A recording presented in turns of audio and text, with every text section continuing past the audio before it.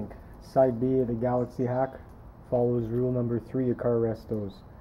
You'll always find a good challenge in the very last place you'd expect. This guy was mentally challenged, and I'm gonna have a lot of fun fixing this one. He even gave up a day at the beach to do so, with the sole ambition to create the ultimate car and beat this rust game. So, only a couple of weeks away from checkmate now, so stay tuned.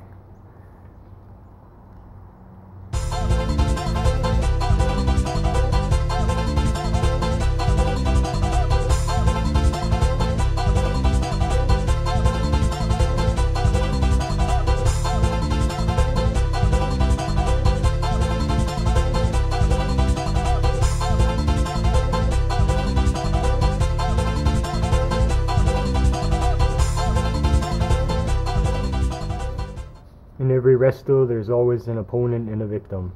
The more control over the resto, the better it goes. Gradually it will come along, the opponent needing love and attention. There's many rules to follow for success of a full-blown resto, and this guy didn't do any of them. One is you can only get better by challenging a harder repair, not taking the easy way out like this. Another is to find the car's weakness and attack it, and don't get consumed by fluff such as wings and exhaust tips, or trying to hide something like this again. So check out the other vids and stay tuned for the rest. Lots more coming. Thought I'd save the excitement of what's hidden over there for all of us here at home. Chew on that, you pile of crap! Now that is quality work.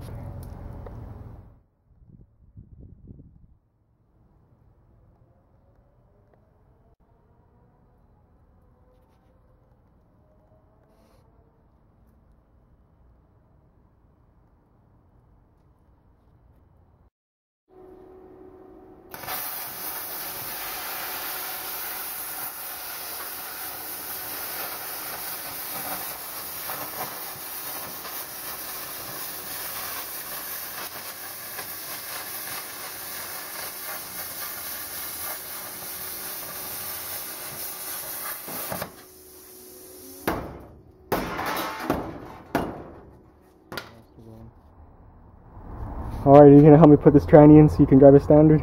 Yeah. Right now, today? You're funny. Oh, and there's the engine. So we just got to grab a side and heave her in there. Oh boy. History often repeats itself, especially with rusty shit. Good thing we've been here before.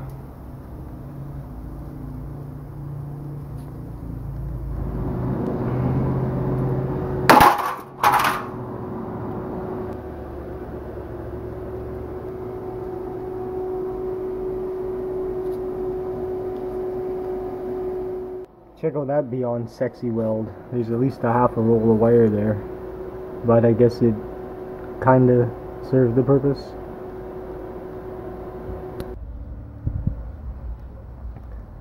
What does everybody think's under there? Probably the same as side A.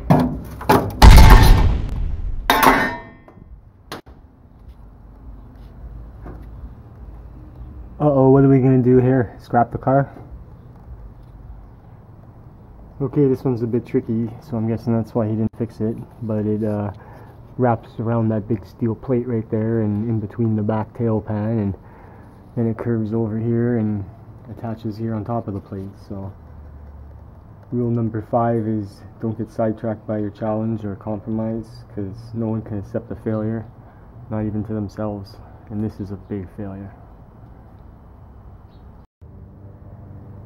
The beauty of the plasma is you could split the difference between tight spaces like this and work on it a lot easier. So, wonderful tool.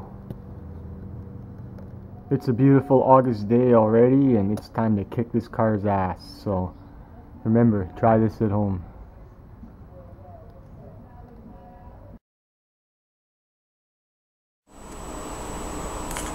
Check out that cancer. Check out that cool window. All because people store cars in swamps. You dumbass! What do you think this thing looks like underneath? Cry and shame.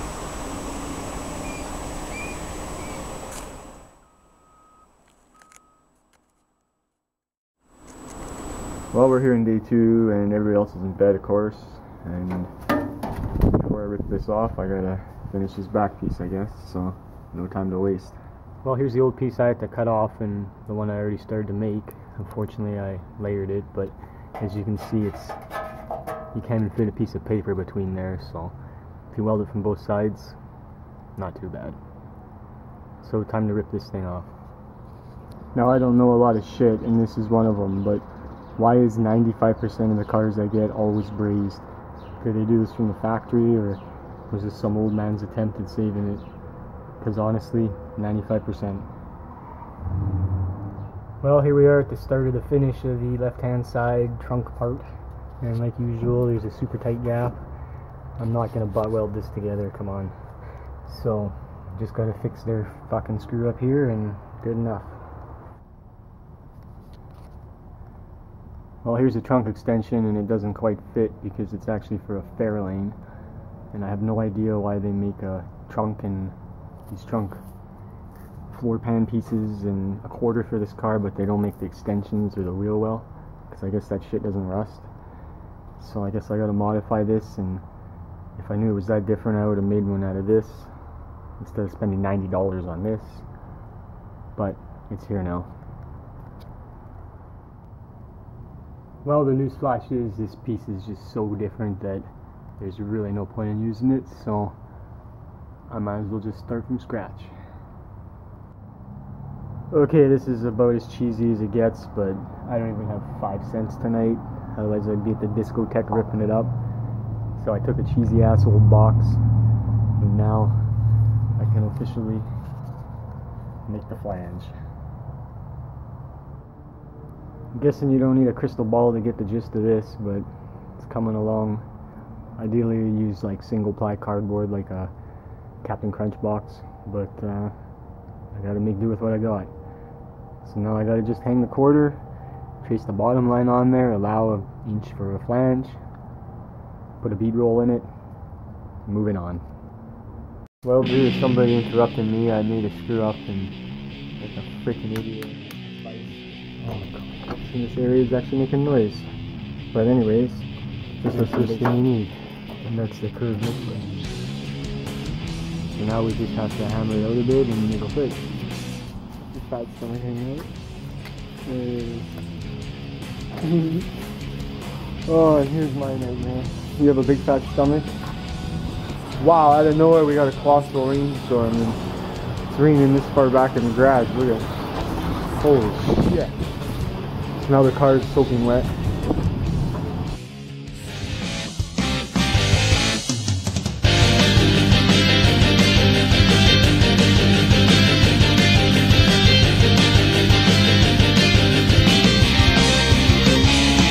Super sand in action. Come on.